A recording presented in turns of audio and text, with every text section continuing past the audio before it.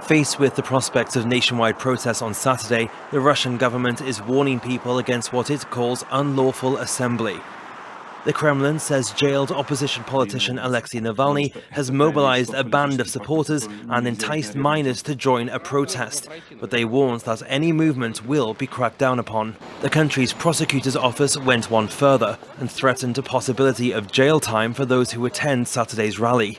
Alexei Navalny was arrested after landing in Russia on Sunday. He had been recovering in Germany since August after being poisoned with what a German lab concluded was a Soviet-era military-grade nerve agent called Novichok.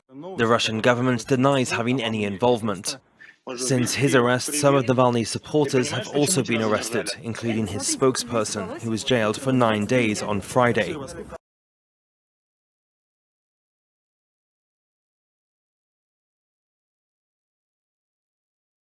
Of Robert Biden Jr. do solemnly swear. The inauguration of a new US president is a moment of reappraisal for America's friends and foes around the world. Perhaps none more so than Israel, whose prime minister had aligned himself so closely with Donald Trump. President Biden, you and I have had a warm personal friendship going back many decades. I look forward to working with you to further strengthen the US-Israel alliance. At the same time, Netanyahu was delivering a very different welcome message for a president he knows will oppose the expansion of illegal Israeli settlements, issuing approvals for nearly 800 new housing units, tendering out building work for 2,500 more. And with just 5 hours to go before the inauguration, confirming building contracts for work to start here at Givat Hamatos, the long-delayed settlement between Jerusalem and Bethlehem that Palestinians say would be a major obstacle to their future state.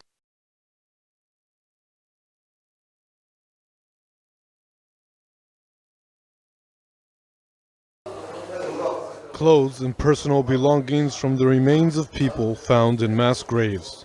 This site has been opened in Tripoli to help people identify bodies and possessions belonging to their relatives and loved ones.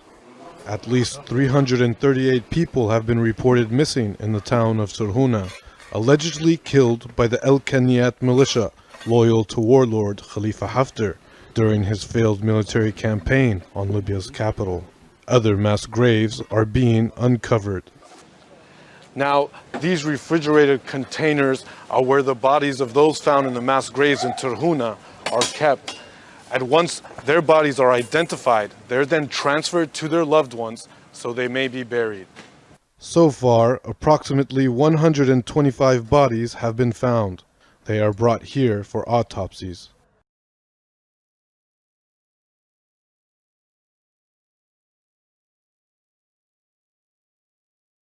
Well, we start in Australia, where Google has threatened to switch off its search engine should a new law come into force that would make it pay for showing local news articles on its site.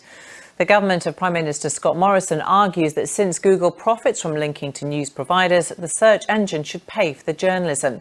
It is a debate reflected all over the world. Let's hear first from Google's Australian director, Mel Silver, arguing against the new law. If this version of the code were to become law, it would give us no real choice but to stop making Google Search available in Australia. In its current form, the code remains unworkable, and if it became law, would hurt not just Google but small publishers, small businesses and the millions of Australians that use our services every day.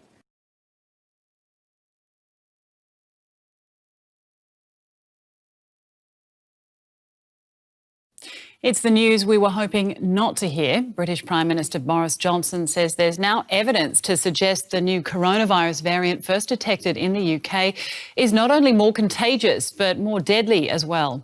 The mutation has now spread to more than 60 countries, and Britain itself is struggling to bring infections under control. It's a relentless nightmare for healthcare workers across the UK. The shifts are physically and emotionally gruelling. Countless lives cannot be saved. Many more people have been hospitalised than during the first peak last April. And a coronavirus variant known as B117 is playing a significant role in the suffering. Scientists say it's almost certainly more infectious.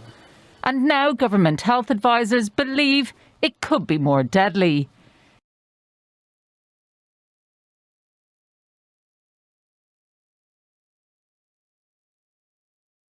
India has begun the commercial export of COVID vaccines. A shipment with 2 million Covishield doses has reached Brazil.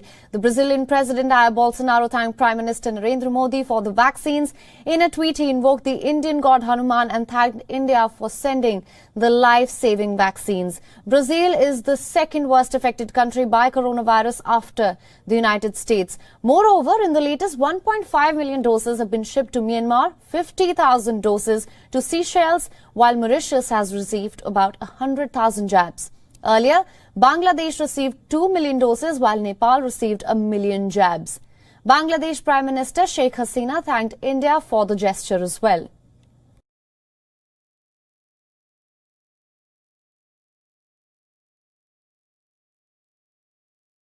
Germany has recorded more than 50,000 coronavirus deaths since the start of the pandemic. That number has risen sharply over recent weeks, even as infection figures are finally declining. Hundreds of deaths, sometimes more than 1,000, have been reported daily across Germany over recent weeks. In some parts of the country, intensive care units and crematoriums have reached their limit. The situation has prompted the German government to once again extend the country's lockdown.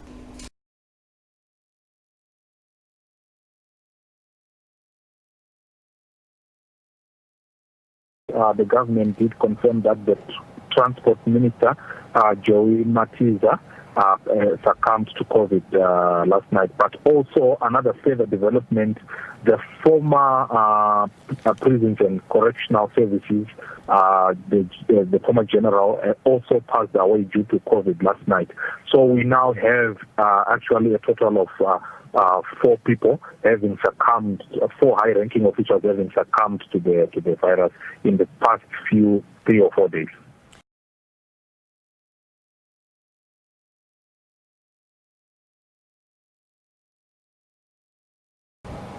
In the last 24-hour reporting cycle, 11,761 new positive coronavirus cases have been registered in South Africa. This brings the cumulative number of cases since the pandemic began to 1,392,568. The number of fatalities has risen by 575, bringing the overall number of deaths to 40,076. According to the Department of Health, there has been a decline in the number of overall transmissions. The positivity rate has decreased from 36% during this wave to 19%. Over 1.2 million people have recovered from the infection. This translates to a recovery rate of 86%.